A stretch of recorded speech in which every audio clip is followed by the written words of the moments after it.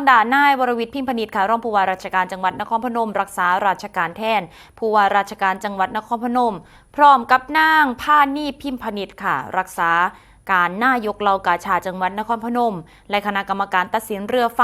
ลงพื้นที่ไปเยี่ยมเยือนนะคะให้กำลังใจกับคณะภูเฮ็ดเรือไฟทั้ง12อำเภอพร้อมกับหมอบสิ่งของเครื่องอุปโภคบริโภคและประเมินให้คะแนนสุ่มเรือไฟในแต่ละพื้นที่ในกิจกรรมการประกวดสุ่มส่งเสริมการท่องเที่ยวเชิงวัฒนธรรมเฮียนหูการเฮ็ดเรือไฟเพื่อส่งเสริมการมีส่วนร่วมของประชาชนในพื้นที่และเป็นการสืบสานประเพณีที่ทรงคุณค่าของทางจังหวัดโดยได้มีการจัดสุ่มส่งเสริมการท่องเที่ยวเชิงวัฒนธรรมจาก12อำเภอนะคะร่วมกันนำเสนอภูมิปัญญาท้องถิ่นและวิถีชีวิตของชุมชนผ่านรูปแบบการเฮ็ดเรือไฟ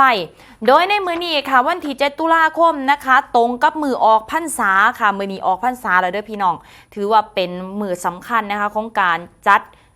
งานนะคะจะมีพิธีร่ำบูชาองค์พระธาตุพนมในช่วงของ8:09 น.ที่ผ่านมาค่ะและพิธีอัญเชิญไฟพระฤกษ์พระบาทสมเด็จพระเจ้าอยู่หัวทรงพระกรุณาโปรดเกล้านะคะโปรดกระหม่อมพระราชทานให้นำไปจุดต่อบนเรือไฟ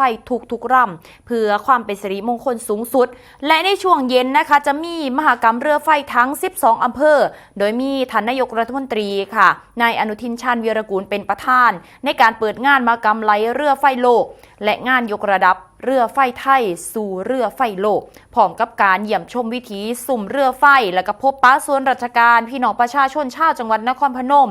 โดยนะคะในการเริ่มนะคะก็จะมีการเริ่มตั้งแต่5 โมงแรงเป็นต้นไปการจัดงานในเทื่อนี้ก็ถือว่าเป็นการสืบสานมรดกทางวัฒนธรรมที่ล้ำค่าของชาวนครพนมค่ะรวมถึงยังเป็นการยกระดับประเพณีไหลเรือไฟนะคะสู่ระดับโลกอีกนำค่ะ